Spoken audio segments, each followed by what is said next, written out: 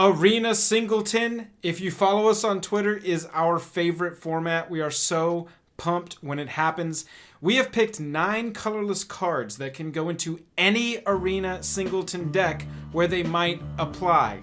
Thank you for joining us. Let's talk about our 9 colorless cards picks for Arena Singleton.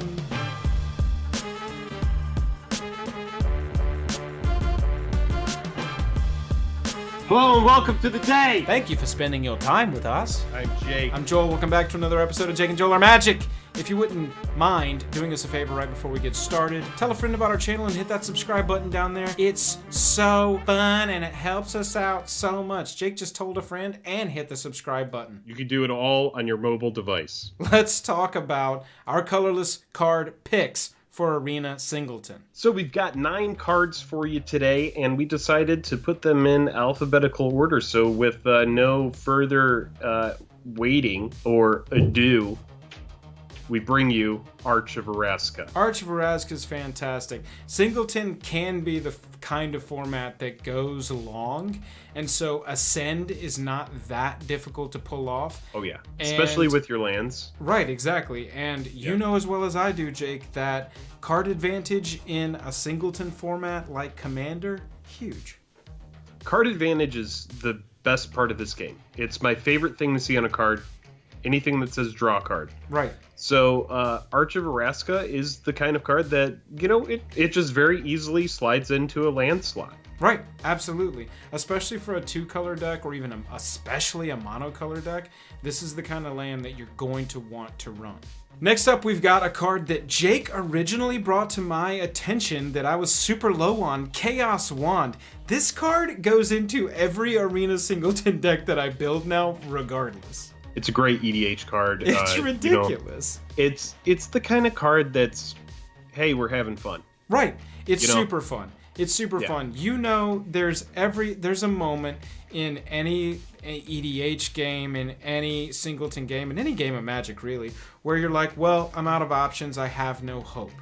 Yeah. This is the kind of card, if you have it on the battlefield and you have the mana to access its abilities, there's kind of always hope, and you want to stay in it just to be like, what am I gonna get this time? Chaos Wand! What I love about this card is you can hit a really big splashy spell. Oh yeah. Or you can hit just like a removal. Right. Or you just hit something that you exile it, and now your opponent doesn't get to use it during the game. So there's a lot of you know, utility to this card. And value. Possible value, I guess. Oh, yeah. It's a gamble for sure, but it's a fun card. It hits the battlefield for 3. It activates for 4. It's just a fun card to run. I was talking to a buddy I run it.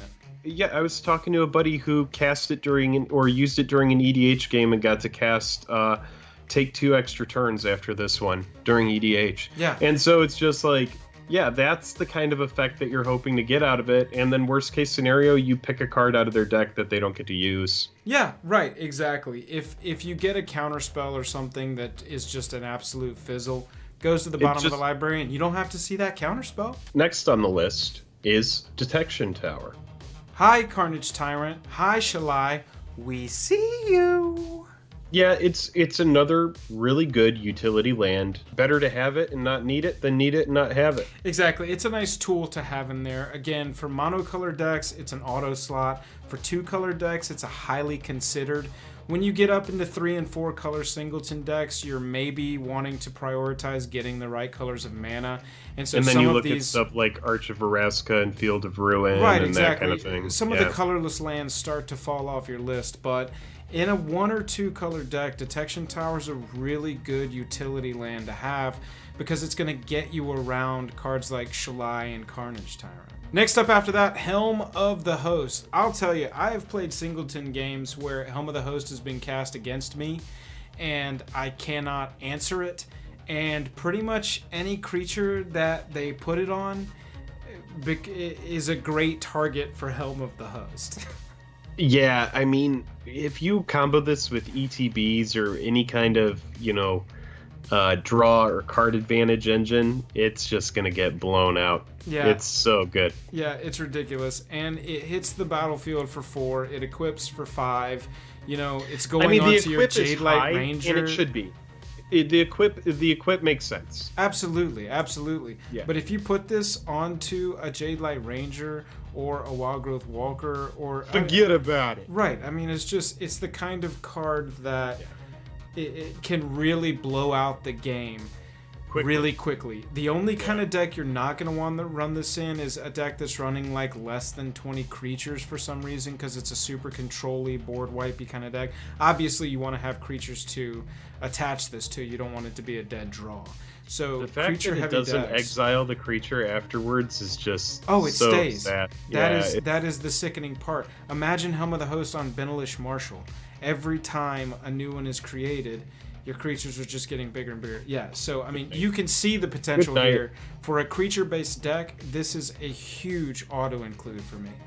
Oh my god. Yeah, it's such a good card. Next up, introducing a pick one in cube, Icy Manipulator.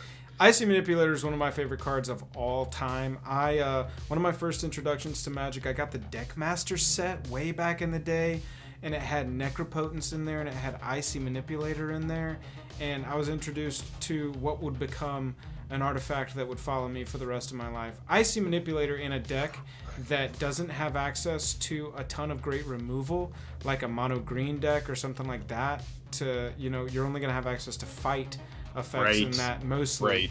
This is the kind of card that can make up for a deck that doesn't have a ton of good targeted removal for stuff that's resolved. I mean, it's won me games. It's absolutely stabilized me before. It's the kind of card where you can EOT tap down one of their creatures, and then during your turn tap down another one of their creatures, and then you can swing past, the two biggest threats. Exactly. It's a card, like, seriously, it's good enough for cube, and you pick it early in cube because you know how good it is. Right. Anything that's an artifact or enchantment is sticky. Their destroy effects. Most destroy effects are for creatures, and most effects that hit artifacts or enchantments are oftentimes sideboard cards. Right. So a card like this, it's very, very, very, very valuable. Yeah. Yeah, absolutely. In a format where Lyra Dawnbringer is going to make the cut for any deck running white, if you don't have reliable targeted removal for cards like that, this card can stabilize you in that situation. Right. It's your choice. It keeps Lyra from attacking ever. Good. Untap your Lyra. Going into combat, cool. Tap it down. Yep. Until they answer it. Yeah. Exactly. Next up, moving into a card that is going to become even more valuable in a Singleton format after War of the Spark. It is the Immortal Sun. Yeah, I wish I'd been picking these up in paper. Yeah, this card's absolutely. amazing.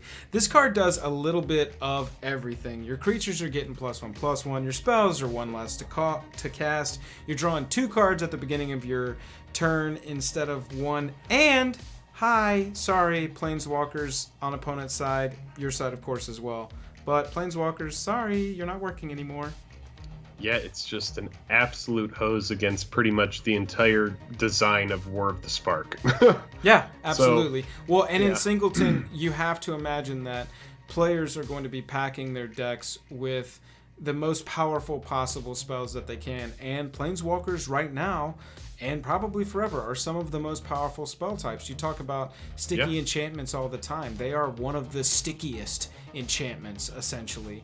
And this is a card that absolutely just turns off that Teferi, turns off that Vraska, turns off that Karn, But also think about it like this, it just because you have this card in your deck doesn't mean that you can't run Planeswalkers in the deck. It's one of those cards where, you can play around it yourself. You have control. Exactly. So, I think the card has, just outrageous versatility. The fact that it has an anthem, and that it also has Howling Mine, one-sided Howling Mine, one-sided spells cost 1 less. Yeah, it's nuts, man. It's so much value on 6. I mean, it makes sense that it's a legendary artifact, which is just another reason why Singleton is so good. Thaumatic Compass, it's a Maze of Ith. Yeah, it's absolutely Maze of Ith. It just takes a little bit of time to flip. Right. But in Singleton, I mean, that's the best format for a card that takes a little bit of warming up. Absolutely. And it's particularly valuable in multicolor, 3 colors or more, I would say, decks that aren't running green so that you're not reliably searching for the colors that you need, this card gets even more value. Most of the cards that we've shown you so far are maximizing value in decks with 1 or 2 colors. Some of them have been. This is a card that slots into 3 color or more decks very, very well. And it turns into a Maze of Ith, like Jake said. And so it's keeping that, again, Lyra Dawnbringer. Super pesky, hard-hitting, game-ending creature that's not named Carnage Tyrant. Yeah. Tapped down so that it's not able to get in. Yeah, I mean, Maze of Ith is an amazing card. They originally printed it at a common. And you see now, in order to have a Maze of Ith in a standard set, you see the power level of the card. Not only does it have to be rare, but additionally it has to be on an artifact where it has to flip into it. So there's a lot of things that need to be met here, a lot of conditions, but it's a card that's just absolutely invaluable for any kind of deck that's trying to make a splash. Like, it's another one of those cards where it's you're playing not to lose. You're not playing to win, you're playing to make sure that, you know, you stabilize, and it's a good versatile card. Exactly, and only the burniest of burn decks are going to take you down before you get to 7 lands and flip this. Next up, we've got Transmogrifying Wand. This is another card like Icy Manipulator, where if you don't have access in whatever colors you're playing to the targeted removal that you want, here is a 3-use targeted removal to get rid of that big flying 5/5 6/6 trampling demon, or Lyra Dawnbringer again. Yeah, that is going to keep you in the game. You destroy it and then bounce it with a disperse. I mean, it's a pretty janky destroy spell for blue. And honestly, if I resolve Lyra Dawnbringer on turn 5 in Singleton and it gets turned into an Ox, I'm gonna be a little upset, and I think that makes this card have value in Singleton. And the card, after you play it, look at the mana cost in order to use the ability. Right. So if you're answering 6/6s and, 5/5 flyers, and the trade out is like, a janky like 2/4 and a 2/4, but then eventually you River's Rebuke or equivalent, bounce everything. Yeah. Like, I will gladly take a 2/4 every day. Absolutely. Over a 5/5 flyer. Absolutely. Yeah. And you make a good point. If you play this on turn 4 or later, it's essentially a 4-cost removal, turn target creature into a 2/4 nothing, Yeah, and the 2/4, it gets blocked all day by 1/3s and 0/3s and I'm never going to be worried with, if we lost to a 2/4, we have bigger problems with our deck. We probably got mana screwed or something. Right. Something crazy happened. But Transmogrifying Wand definitely kept us in the game by taking that Lyra Dawnbringer and turning it into an Ox. And it's renewable. Right? So, you get 3 charge counters on it. And with Proliferate coming up, I'm thinking about that right now. Yeah, you're right. This is the kind of card where you're gonna get increased value. You put it in a Proliferate style deck, and this is a kind of card where it might just answer and answer and answer. And then there's also cards that let you get it back out of your graveyard. That is a really good point. I hadn't thought about Proliferate with this card yet, but with War of the Spark on the horizon, you're absolutely right. Yeah. I mean, we're talking about a format, Singleton, where you're trying to get the most bang out of your buck. This is why we play spells like Consuming Vapors with Rebound and Chainer's Edict that has flashback on it. We need the most out of our cards, and Transmogrifying Wand comes with 3 removal on it at the expense of only 6 power to your opponent. So you get to save your hard removal or your exile, your Vraska's Contempt or whatever, and this card gets to take out a lot of threats. And so as you proliferate it, I was actually really surprised because I was pretty high on this card when it originally came out. Yeah, I remember. I'm sad to see that it didn't get any kind of recognition despite the fact that it only costs 1 freaking mana to activate. I think these are the kind of cards that in the future people are playing EDH that are looking for versatility, that are looking for, you know, like, well, where's my destroy effect in blue? Oh, holy shit, I want the foil Transmogrifying Wand from M19 that nobody gave a flying F about. Yeah, scry and draw cards. What more do you want? It's never going to be a bad thing to have a treasure map on the field, to scry away the cards you don't want, and then eventually turn all the value into either mana that you can use to cast something that's big early, or draw cards. Guys, can we talk about this alongside Smothering Tithe, please? Huge. Huge. Because if Once it does flips, flip... you're just trying... Oh, dude, I don't even want to think about the blue-white decks playing this. Oh, in Singleton, they get both of these out? In like Teferi, both Teferis, they get Teferi Time Reveler. I'm going to scoop phase. Time Catch Reveler. You later. Yeah. Treasure Map is a good one. I know that with some of these others, we've said it's good for monocolor, it's good for multicolor, you know, it only fits into these kind of decks. Treasure Map is one for me that it's a consideration for pretty much any deck, unless I'm, you know, really trying to fill out my creature slots, unless I'm really trying to fill out my removal slots, whatever. This is a good possibility for pretty much any deck that's mid-range or longer. If you're really trying to make a rush deck, you probably don't want to slow down to be paying 1 and scrying. You want to be getting maximum value out of your mana every turn.